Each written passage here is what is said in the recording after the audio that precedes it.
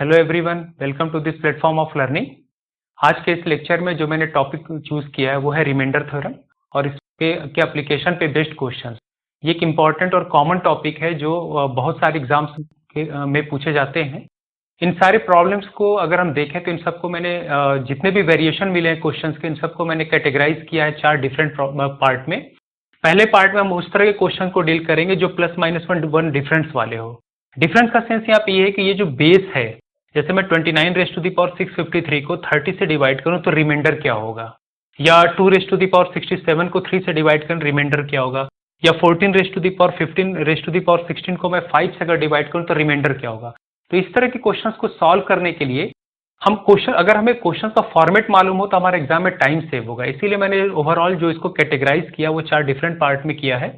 तो पहले पार्ट में अगर आप बेस देखें, ये जो बेस है और जिस नंबर से डिवाइड करना है, इसके मल्टीपल से अगर एक कम या एक ज्यादा है तो उसको मैंने पार्ट 1 में कैटेगराइज किया। स्ट्रेट फॉरवर्ड क्वेश्चंस होते हैं, जैसे ये 29⁻653 डिवाइडेड बाई 30 डिटरमिन रिमाइंडर, या पावर साइकिल अप्रोच। अब पावर साइकिल का अप्रोच कब यूज करते हैं, पावर साइकिल मेथड जो यूज करते हैं ये कब यूज करते हैं, ये डिस्कस करेंगे। और सेकेंड वाले पार्ट में आइलर्स थ्योरम, स्पेशली मैं आइलर्स थ्योरम डिस्कस करूंगा। इस तरह के क्वेश्चन में आइलर्स थ्योरम 4⁻100 को जब मैं 6 से डिवाइड करूं तो रिमाइंडर क्या होगा। पार्ट थर्ड में बेसिकली मैं क्वेश्चन डिस्कस करूंगा विल्सन थ्योरम पे बेस्ड। विल्सन थ्योरम पे for example determine the reminder when factorial 97 is divided by 101। इस तरह के question CAT, CSR, NET, JRF, GATE और आईटीजेम वगैरह के लिए इंपॉर्टेंट है और एक्सपेक्टेड है कि आने वाले दिनों में एसएससी के भी में क्वेश्चन का लेवल बढ़ेगा, तो एसएससी एस्पिरेंट्स के लिए भी ये इंपॉर्टेंट है। पार्ट 4 में मैं mix type of problem discuss करूंगा, जिसमें ये जो 3 पार्ट में जो कॉन्सेप्ट यूज हो रहे हो उनको उन पे बेस्ड प्रॉब्लम्स, जो थ्योरेटिकल प्रॉब्लम्स आएंगे वो एक एक करके डिस्कस करूंगा, और previous year question paper discussion. ये कैट, ये जो टॉपिक है कैट, एसएससी और सीएसआर, नेट, जेआरएफ आप देख सकते हैं वगैरह में ये सब पूछे जाते हैं इस तरह के क्वेश्चंस। इसमें कुछ एग्जांपल्स हम लोग ले सकते हैं, जैसे if 32 raise to the power से 32 raise to the power 32 raise to the power 32 is divided by 7, then find reminder. तो शुरुआत करते हैं। Let us start with a simple problem. Determine reminder when 2 raised to the power 67 is divided by 3। 2 raised to the power 67 को जब मैं 3 से divide करूंगा तो रिमाइंडर क्या होगा। तो इस तरह के क्वेश्चंस का जो बेसिक है, हम देखें अगर नंबर लाइन पे मैं 3 को बनाऊं तो 3 को अगर मैं 3 से डिवाइड करूंगा तो रिमाइंडर क्या होगा, 0। या 2 को मैं अगर 3 से डिवाइड करूं, या 4 को मैं अगर 3 से डिवाइड करूं तो रिमाइंडर क्या होगा, 1। उसी तरह 2 को मैं कह सकता हूं कि ये 0 के 1 यूनिट लेफ्ट में है, तो इसको मैं क्या रिप्रेजेंट कर सकता हूं, 2 को -1 से। 2⁻67 डिवाइडेड बाई 3। तो यहाँ जो पर्पज होगा वो ये होगा कि जो बेस है को स्मॉल बनाना, क्योंकि जब ये बेस 1 या -1 होगा या जितना स्मॉल होगा तो इसका पावर लेना उतना आपका कैलकुलेशन टाइम सेव होगा। 2 को अगर मैं रिप्लेस कर दूं तो यहाँ से कह सकते हैं कि 2 जो इक्विवेलेंट है वो -1। एक्चुअली माइनस का सिग्निफिकेंस होता है rotation bye 180 degree, rotation bye 180 degree, या माइनस यहाँ 2 क्या है, 3 के 1 यूनिट लेफ्ट में है तो -1 सिंबल से उसको डिनोट किया, -1 उसके लेफ्ट में है और 1 यूनिट है, तो मैंने क्या लिखा यहाँ पे 2 को 2 इज इक्वल टू -1। तो अगर मैं 2 को -1 लिख दूं, -1 रेज टू द पावर 67, तो -1 पे पावर ऑड पावर है, ये कितना होगा, -1, तो रिमाइंडर इज -1। लेकिन जो एग्जाम में आंसर होगा वो कभी भी आपको निगेटिव में नहीं दिखेगा, हालांकि ये भी आंसर सही है। तो -1 किसके इक्विवेलेंट है, 2 के, -1 किसके इक्विवेलेंट है, 2 के। या कभी भी अगर आंसर निगेटिव आ जाए तो आप इसमें इस नंबर को जिससे डिवीजन करना उसको ऐड कर दिया करें, तो आंसर क्या हो जाएगा, 2। तो रिमाइंडर इज 2। तो when 2 raise to the power 67 is divided by 3, it's reminder will be 2। Question number 1। Question number 2, find reminder when 4 raise to the power 57 is divided by 3। दोबारा देख सकते हैं 4 को अगर मैं 3 से डिवाइड करूं तो रिमाइंडर कितना मिलेगा, 1। तो मैं इस 4 को रिप्लेस कर सकता हूं 1 रेज टू द पावर 57 कितना होगा, 1। तो 4⁻57 को अगर मैं 3 से डिवाइड करूं तो रिमाइंडर होगा 1। Third question, find reminder when 29⁻653 is divided by 30। 29⁻653 is divided by 30। तो हम देख सकते हैं, देखिए 29 को अगर 653 टाइम्स मल्टीप्लाई करना कॉम्प्लिकेटेड है, आई मीन टाइम आपका वेस्ट होगा, लेकिन तो हम इसमें हमारा मकसद ये है कि इस बेस को जितना छोटा कर सके। तो अगर मैं 30 को 0 कह दूं, 30 को मैं 0 कह दूं, तो 29 को क्या लिखेंगे? -1। सो 29 इज इक्वल टू -1। अगर 30 होता तो 30 को क्या लिखते? 31 को 30 से मैं डिवाइड करता हूँ, रिमाइंडर कितना आएगा? 1। तो मैं 29 को लिख सकता हूँ -1⁻653, और -1 पे ऑड पावर है तो किसके इक्विवेलेंट हो गया? -1, और -1 किसके इक्विवेलेंट है? 29। So answer is 29। तो 29⁻653 को अगर मैं 30 से डिवाइड करूंगा तो रिमाइंडर कितना होगा? 29।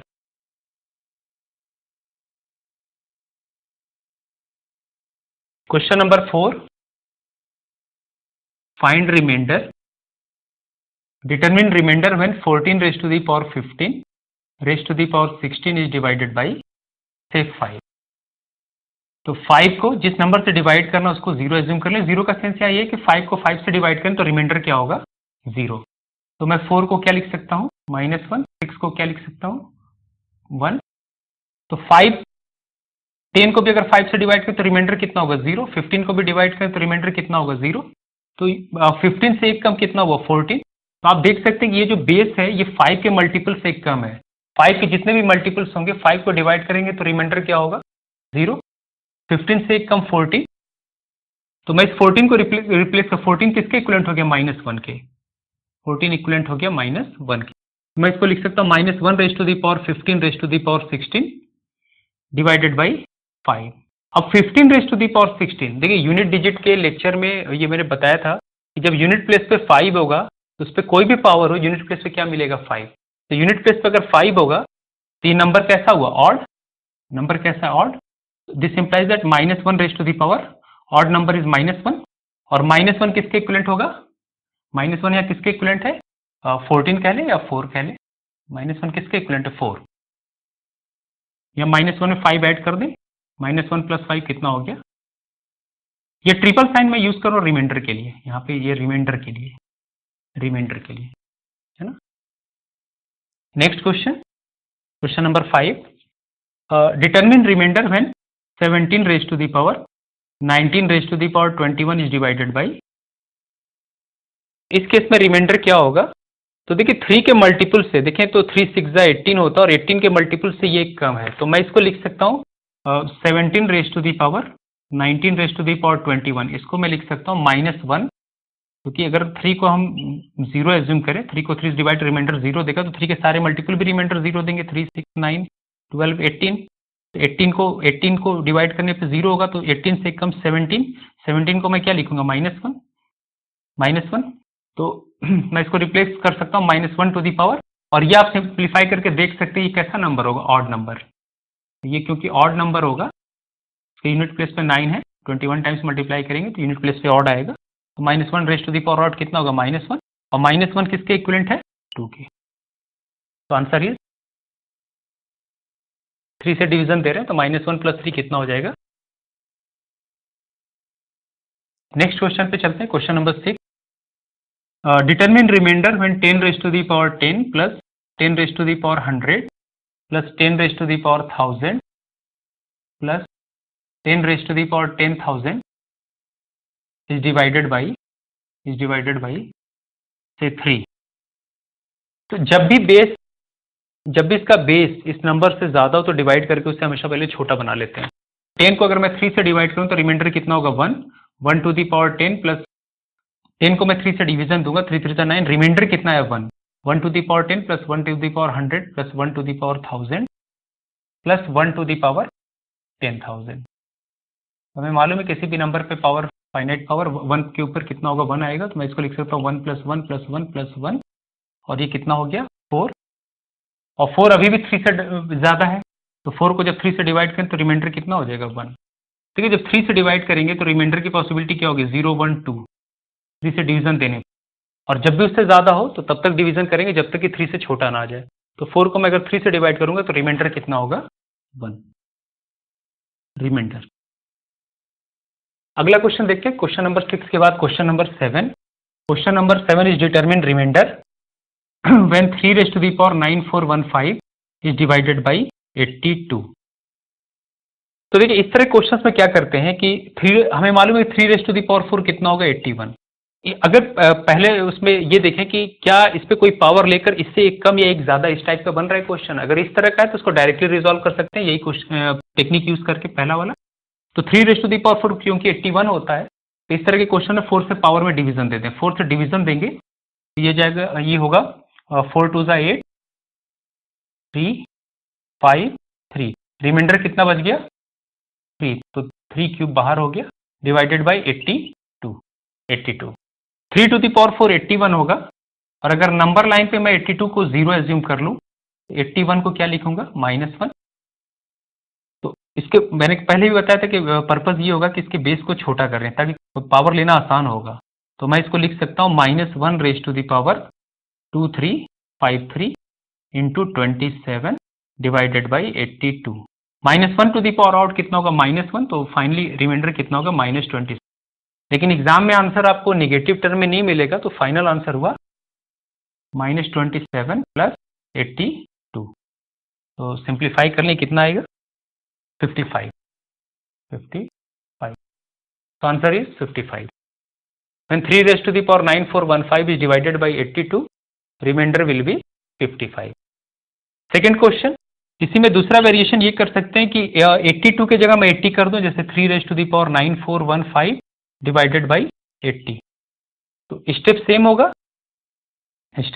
3 raised to the power 4 और यहाँ हो गया 2353 इंटू 3 का क्यूब डिवाइडेड बाई 80 है, ये होगा 81। मैं इसको लिख सकता हूँ 3 raised to the power 4 को 81 raised to the power 2353 into 27 divided by 80। जब मैं 81 को 80 से डिवाइड करूँ रिमाइंडर 1 होगा, तो ये वाला टर्म कितना हो गया 1, आंसर कितना हो गया 27।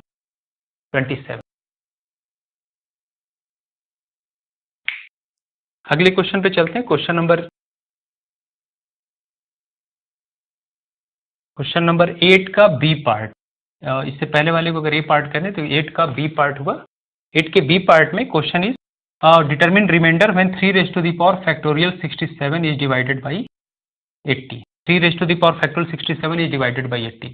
तो इसके पहले भी मैंने बताया था फैक्टोरियल 67 कंटिन्यूस मल्टीप्लिकेशन है 1 से लेकर 67 का।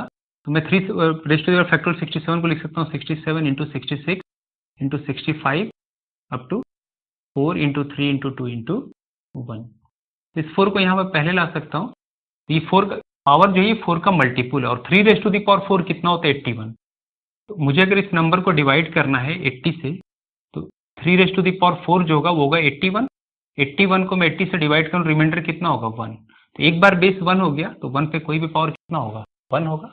तो answer is 1। Remainder when 3 raised to the power factorial 67 is divided by 80 is 1।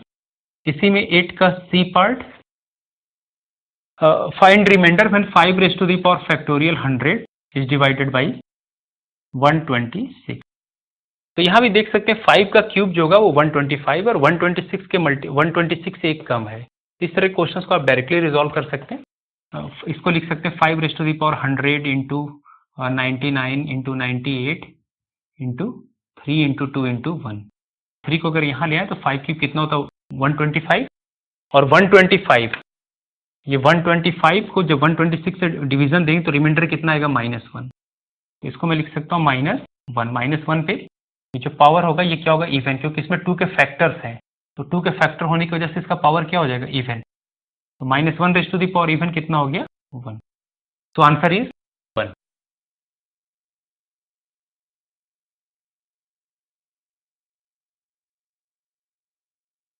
Question number 9 determine reminder when 2 raised to the power 65 is divided by 7।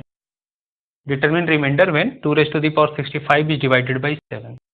इस तरह क्वेश्चन में अगर मैं 7 को 0 एज्यूम भी कर लूँ, 7 से डिवाइड कर रिमाइंडर 0 है, तो 6 को मैं लिखूंगा -1 और उसी तरह टू को हम लिखेंगे -5, लेकिन अगर मैग्नीट्यूड में देखें तो 2 को -5 लिखने से कोई फायदा नहीं है, क्योंकि -5⁻65 टाइम टेकिंग होगा इसको कंप्यूट करने में। तो इस तरह क्वेश्चन को सॉल्व करने के लिए या तो आइलर्स मेथड अभी मैं अगले उसमें यूज करूंगा, और सेकंड मेथड है इस तरह के क्वेश्चन को सॉल्व करने का, पावर साइकिल मेथड।